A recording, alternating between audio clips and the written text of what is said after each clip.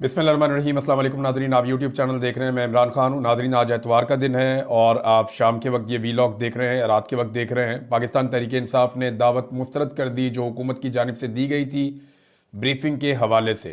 इसमें पाकिस्तान तहरीक इंसाफ ने अपना तफसीली मौक़िफ़ जारी किया है कि क्यों उन्होंने इस दावत को मुस्तरद किया है।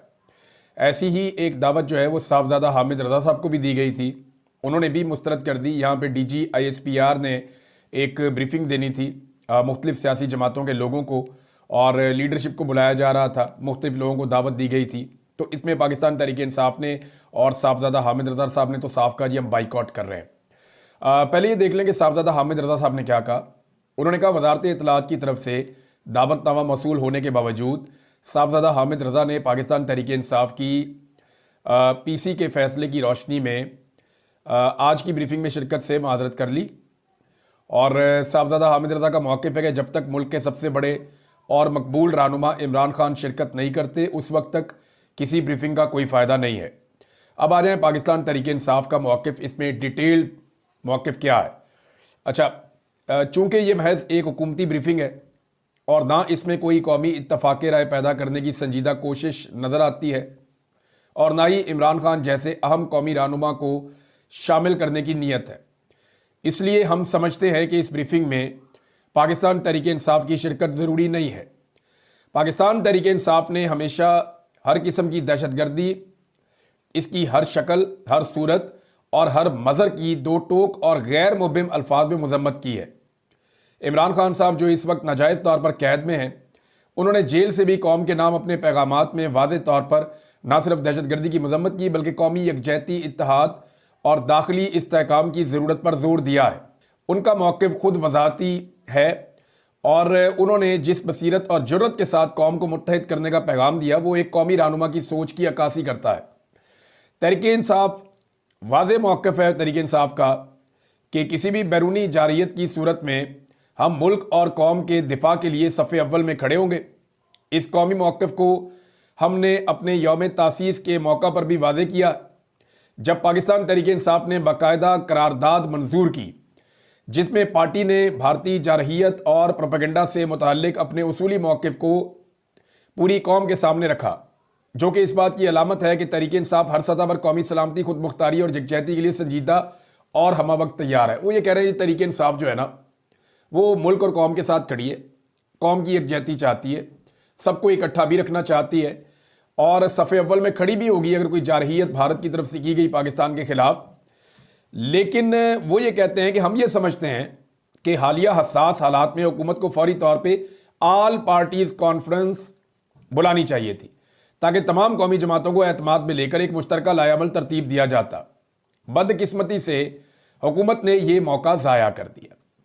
ना सिर्फ APC नहीं बुलाई बल्कि उसकी जगह एक हुकूमती वज़ीर की तरफ से यक तरफा ब्रीफिंग दी जा रही है।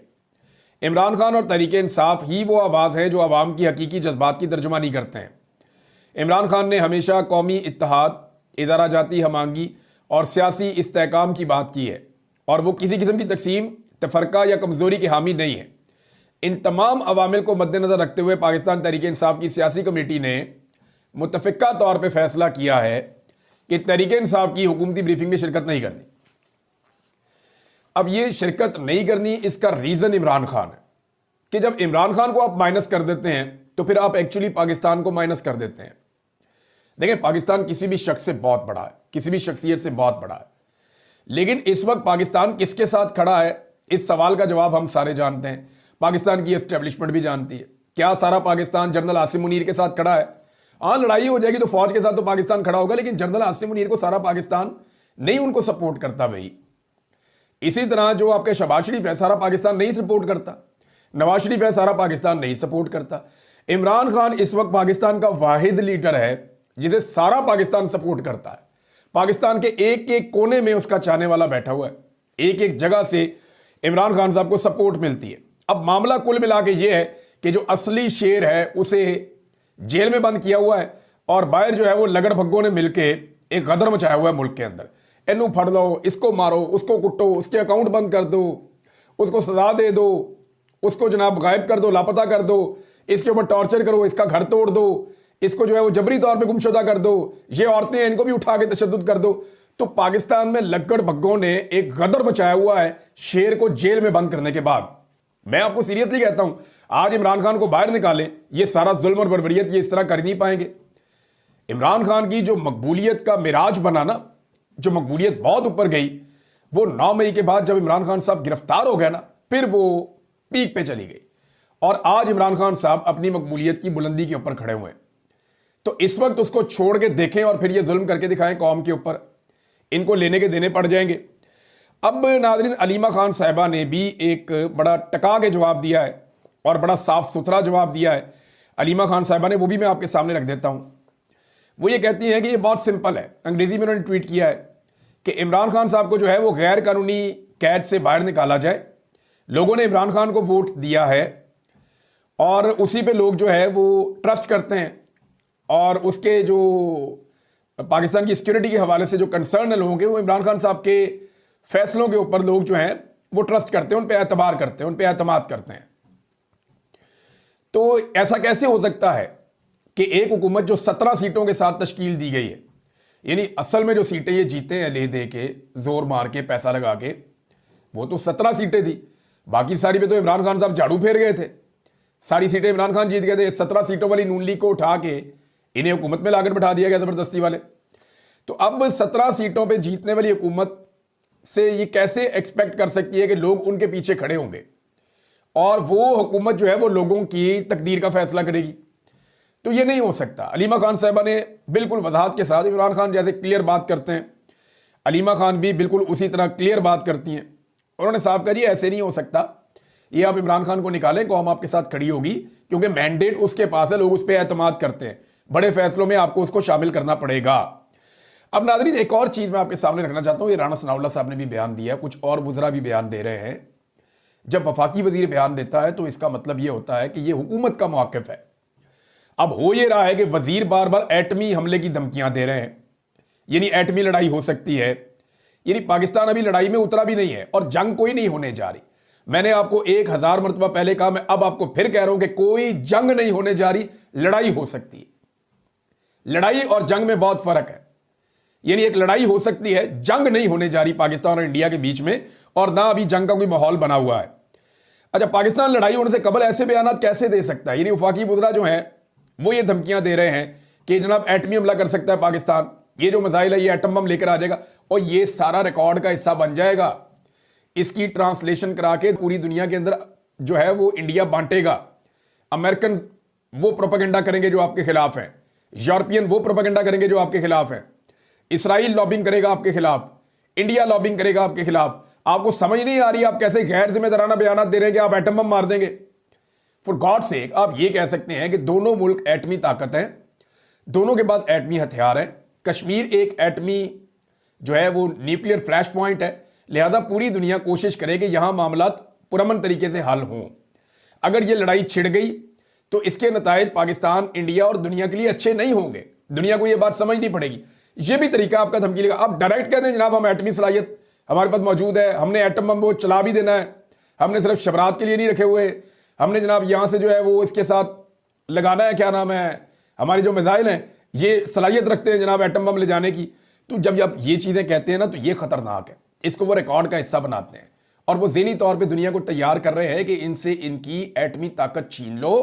ये गैर जिम्मेदार स्टेट है, तो जिम्मेदारी वाले बयान देने चाहिए। और वैसे अभी तो लड़ाई शुरू नहीं हुई, तो आपको पहले से ही थकन क्यों हो रही है भाई? पहले तो ये होती तो आखिरी हथियार होता है ना, जब आपके पल्ले ही कख ना बचे। तो क्या आप ज़हनी तौर पे हार चुके हैं कि आप इंडिया के साथ लड़ नहीं सकते तो आपको एटम बम चलाना पड़ जाएगा? भाई वो तो आखिरी हथियार है। एंड में जाके जब कुछ आपके पास नहीं बचता, आपके पास कोई ऑप्शन नहीं होता, देन आप एटमी हमला करते हैं। अदरवाइज तो आप करते ही नहीं, आप कर ही नहीं सकते। और आपको करना क्यों है? जब आप मैदान में लड़ने की सलाहियत और ताकत आपके पास है तो फिर आप ऐसा क्यों करेंगे? अभी रशिया के साथ पूरी दुनिया लड़ रही है वहां पे यूक्रेन में, बेशुमार पूरी दुनिया ने हथियार भेजे हैं। हाथ बेशक यूक्रेनियों के हैं, लेकिन पीछे पूरी दुनिया का पैसा, हथियार है, सब कुछ है। तो क्या रशिया जो है वो दीवार के साथ लग गया, रशिया ने फटाफट बम मार दिया वहां पे? नहीं, वो आखिरी वक्त तक लड़ेगा। और अब तो वह मामला जो है वो काफी हद तक हल भी हो रहे हैं। तो ये गैर जिम्मेदाराना स्टेटमेंट्स हैं, हुकूमत को इसके ऊपर होश के नाखून लेने चाहिए। इसकी कीमत बाद में पाकिस्तान को चुकानी पड़ती है। नाज़रीन, भारत ने वही किया जिसका डर था और मामला उसी तरफ गया जो भारत कह रहा था। ये जनाब खबर आ गई है मीडिया में और 4-5 जगह पे मैंने पढ़ी है। भारत ने पाकिस्तान के साथ जो सिंध तास मुआहिदा मुअत्तल किया, अब उसके असरात नजर आ रहे हैं और भारत ने अमली तौर पे दरियाए चनाब के ऊपर जो बगलिहार डैम उन्होंने बनाया है, वहां से पानी का एक मुकर्ररा बहाव था। देखें, हमारा तय था कि मशरकी दरियाओं पे भारत बना लेगा डैम्स, रावी पे, सतलुज पे और ब्यास पे, लेकिन मगरबी दरियाओं के ऊपर भारत डैम नहीं बनाएगा, जिसके अंदर जो है वो आपका था चनाब, झेलम और सिंध, इनको वो नहीं छेड़ेगा। अब उन्होंने झेलम और चनाब के ऊपर डैम्स बनाए हैं, बार बार बनाए हैं। पाकिस्तान मना करता रहा, पाकिस्तान रोकता रहा, लेकिन वर्ल्ड बैंक के साथ मिलकर जनाब हम इसका डिज़ाइन ऐसा कर रहे हैं कि हम अपना भी पानी कर लेंगे, पानी जो है वो पाकिस्तान में भी पहुंच जाएगा, पाकिस्तान का पानी हम नहीं रोकेंगे, पाकिस्तान को अपना मतलूबा पानी जो है वो मिलता रहेगा। तो ये कर करके उन्होंने डैम्स बना लिए छोटे बड़े। अब ये बगलिहार डैम जो है वो उनमें से एक है।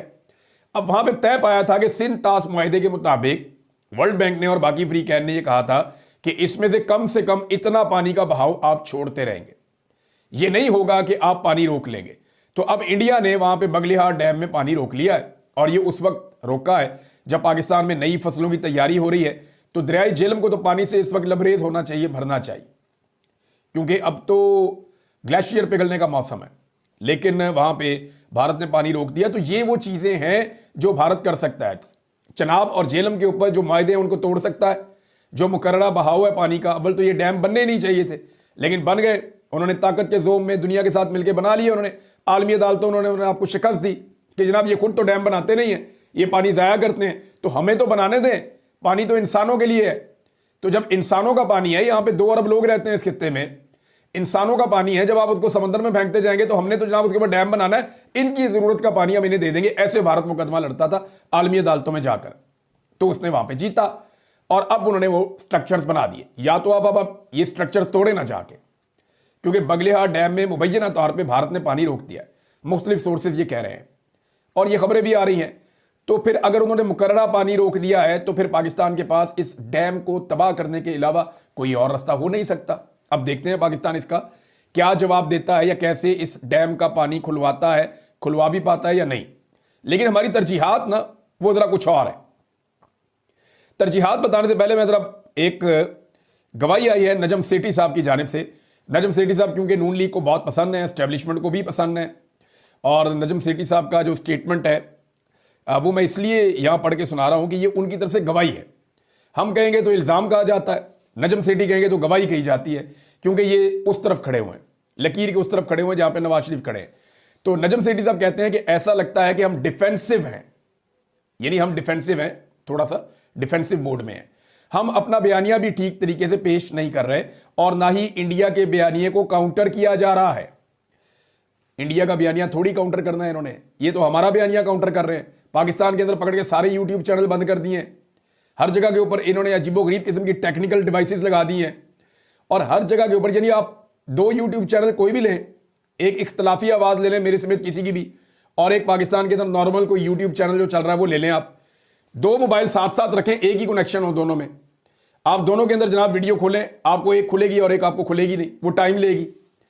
40-40, 50-50 सेकंड सर्फिंग होती रहती है। तो मैंने लोगों से 2 गुजारिशात की हैं, या तो आप वीपीएन इंस्टॉल करें अगर आप हमारी वीडियोस देखना चाहते हैं। नंबर 1, वीपीएन इंस्टॉल करें, बहुत सारे फ्री वीपीएन डाउनलोड हो सकते हैं। आप जाएं ऐप स्टोर के ऊपर और मुफ्त के अंदर जो वीपीएन मिलता है, वीपीएन आप लिखेंगे, फ्री वीपीएन, वहां से आप डाउनलोड कर लें, वो आपको मिल जाएगा, उसको आप ऑन कर लें, आप हमारी वीडियो सुन सकते हैं। थोड़ा बहुत इंटरनेट स्लो होगा, लेकिन वीडियो सुनने के बाद आप वीपीएन ऑफ कर सकते हैं, वो ऑन और ऑफ का उसके अंदर ऑप्शन मौजूद रहता है। नंबर 2, एक तो वीपीएन, दूसरा जब हमारी वीडियो आप खोलते हैं तो वो साइकिल का पहिया चलना शुरू हो जाता है, वो सर्फिंग शुरू कर देता है, वेटिंग पे आपको लगा देता है।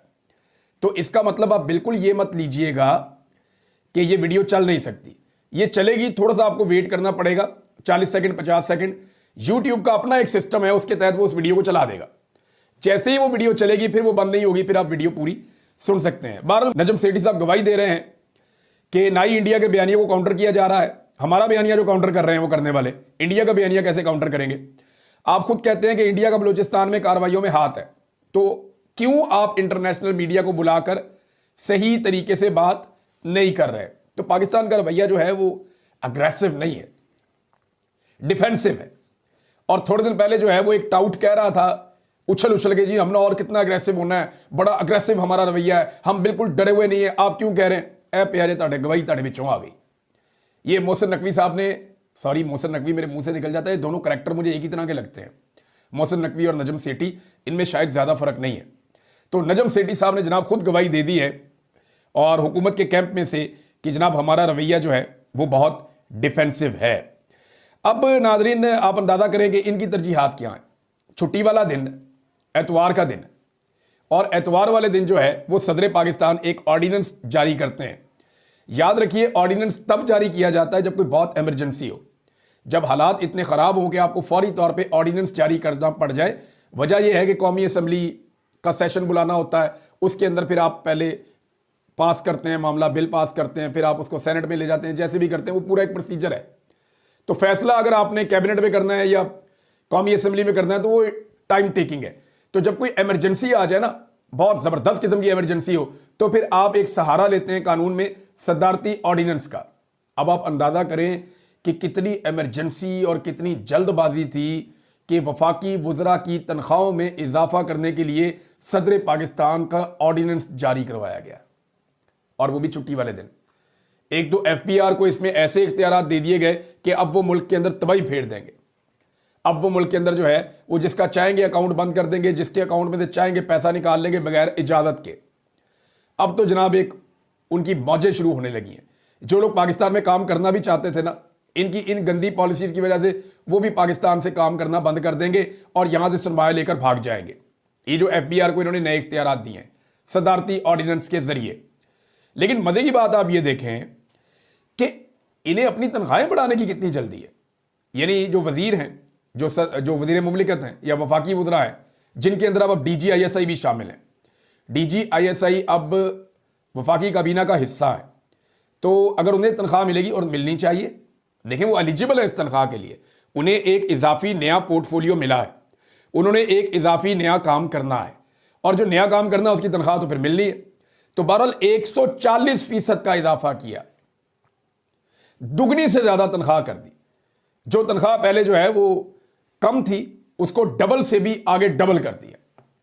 140% का इजाफा किया है वफाकी काबीना की तनख्वाहों में सदर पाकिस्तान ने।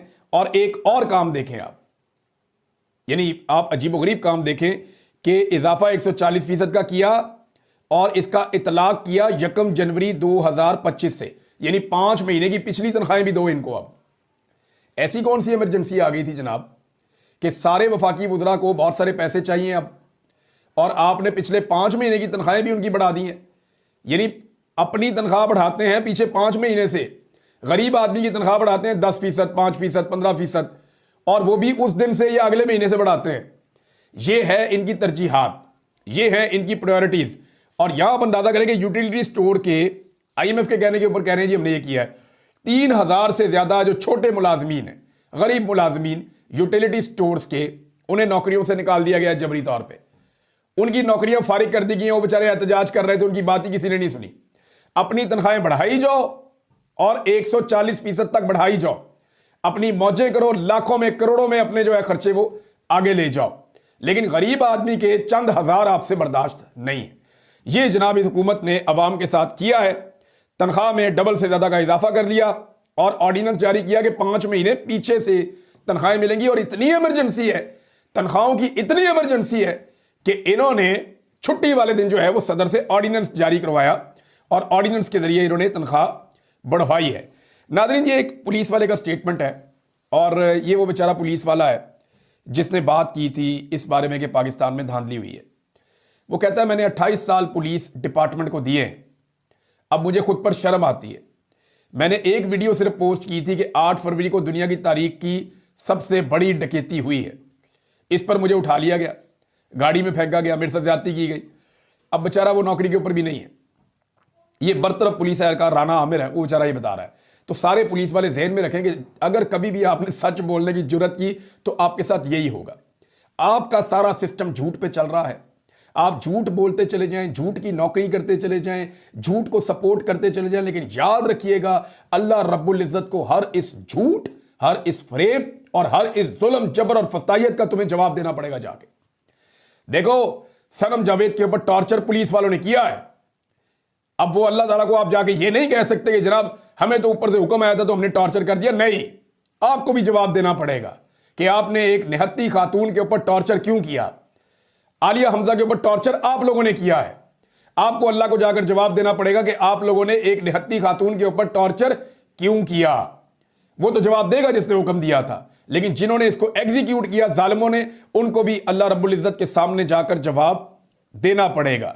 नादरीन, हुकूमत के लिए एक चीज जरा परेशानी वाली पैदा हो गई है। सदीक जान साहब के बकौल उन्होंने इसके ऊपर एक वीलॉग भी किया। उनका यह कहना है कि जस्टिस नईम अख्तर अफगान साहब ने एजाज चौधरी साहब की जमानत दी है सुप्रीम कोर्ट ऑफ पाकिस्तान में। तो इस पे हुकूमत में खलबली मची हुई है कि यह कैसे हो सकता है। क्या ऐसा तो नहीं है कि चीजें हुकूमत के हाथ से निकल रही हैं और पाकिस्तान तहरीक इंसाफ से अब एस्टेब्लिशमेंट थकना शुरू हो गई है कि बस बहुत हो गई, उन बंद करिए। मुझे तो ऐसा नहीं लगता, क्योंकि एस्टेब्लिशमेंट में डिवीजन तो हो सकती है, लेकिन जब तक एस्टेब्लिशमेंट की ये वाली क़यादत मौजूद है, ये इमरान खान से डरते रहेंगे और इनकी यही सजा है कि जब तक ये मौजूद हैं ये तब तक इमरान खान से खौफजदा रहेंगे, उससे डरते ही रहेंगे। नादरीन, चीफ इलेक्शन कमिश्नर के लिए मुख्तलिफ नाम आ रहे हैं और सरदार तारिक मसूद साहब का भी नाम है। मैं इस पे जो है वो बाद में वीलॉग करूंगा ये कौन साहब हैं, और अगर ये आ गए चीफ इलेक्शन कमिश्नर तो फिर क्या होगा। लेकिन अब तक के लिए इतने, अपना ख्याल रखिएगा, अपने इस चैनल का भी। अल्लाह हाफिज़।